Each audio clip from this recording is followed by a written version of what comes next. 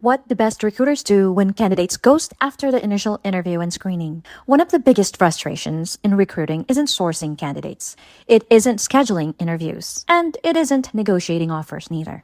It's this. You spend time reviewing resumes, sourcing talent, conducting a thorough screening call, coordinating with the hiring managers, and preparing candidates for interviews, only to hear absolutely nothing afterward.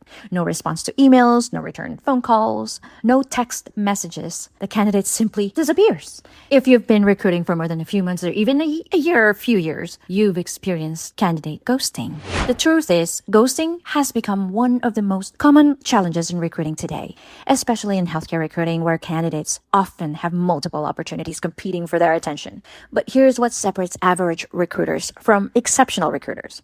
The best recruiters don't take ghosting personally. Instead, they treat it as data. They treat it as feedback. They use it as an opportunity to improve their process. So, what exactly do top recruiters do when candidates disappear after the initial interview or screening or the initial talk? Well, let's dive in. They follow up quickly and professionally. That's number one. The best recruiters understand that timing matters. If a candidate interviewed on Monday, waiting until Friday to follow up is often too late. Top recruiters usually reach out within 24 hours after an interview to thank the candidate, gather feedback, and maintain momentum.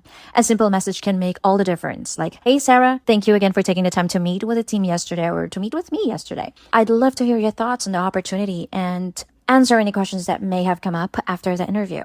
Now, this keeps communication open and reminds candidates that they're valued. Number two, they use multiple communication channels. Many recruiters rely solely on email. Top recruiters don't. If an email goes unanswered, they may send a text. If the text isn't returned, they might leave a voicemail. If appropriate, they may even send a professional message through their LinkedIn account. Candidates communicate differently. Some check email once a day, others live in their text messages or their phones, and meeting candidates where they are often increases response rates significantly. Number three, they assume positive intent first. Average recruiters immediately think, they wasted my time. They were never serious anyway. They're unprofessional. But the best recruiters think differently. Maybe the candidate accepted another offer. Maybe a family emergency came up. Or maybe they're overwhelmed with multiple opportunities. Approaching ghosting with empathy helps preserve relationships and protects yourself. Number four, they create value in every follow-up. The best recruiters don't simply ask, are you still interested? Instead, they provide value or ask for feedback. For example, I spoke with a hiring manager today and they were impressed with your clinical background. Or you can say, the team mentioned additional schedule flexibility that may align with what you shared during our conversation. So value-driven communication gives candidates a reason to respond. Number five, they build relationships before they need them. Top recruiters know that recruiting is a relationship management.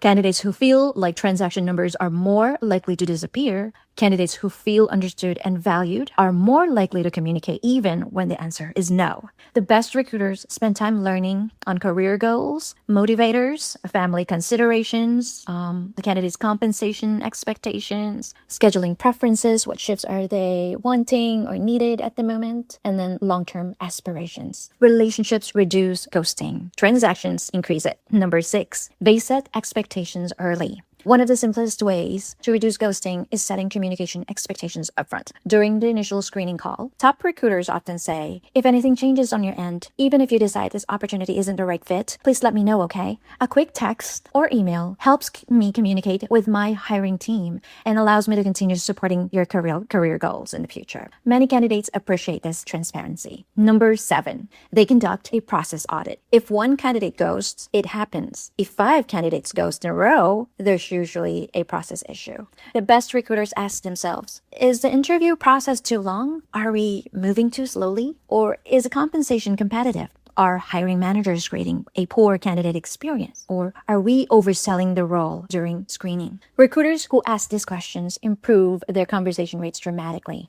Number 8, they stay connected for future opportunities. Just because a candidate ghosted today doesn't mean they're lost forever. Healthcare recruiting is a long game. A nurse who disappears today may call in 6 months later looking for a new opportunity. The best recruiters leave the door open. A final message might look like this. Hi, Sarah. I understand priorities and circumstances change. I'll go ahead and close out this opportunity for now, but I'd love to stay connected and circle back for future roles that aligns with your experience. Wishing you continued success. Professionalism leaves a lasting impression. Number 9, they track ghosting trends. Exceptional recruiters are data-driven. They track ghosting rates by specialty, ghosting rates by source, interview to offer conversion ratios, and candidate engagement metrics. Pattern begin to emerge. You may discover that Indeed candidates respond differently than referrals.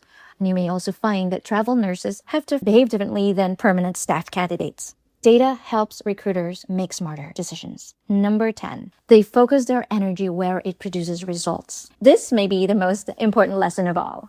The best recruiters don't chase candidates indefinitely. They follow up consistently, they remain professional, they leave the door open, and then they move forward. Recruiting is a numbers game, but built on relationships and resilience. For every candidate who disappears, another candidate is actively searching for the opportunity you're offering. So protect your energy, protect your pipeline, and keep moving forward. Final thoughts. Here are the final thoughts for you guys. Candidate ghosting isn't a reflection of your value as a recruiter. It's part of modern recruiting. The recruiters who thrive aren't the ones who never experience ghosting. They're the ones who develop systems, processes, and communication strategies to minimize it and recover quickly when it happens. Because great recruiters don't just fill jobs or roles. They build trust, they build relationships, and they build pipeline that continue producing results long after the first conversation ends. Remember this, the goal isn't to eliminate ghosting completely. The goal is to become the kind of recruiter who remains professional, proactive, and effective regardless of it all.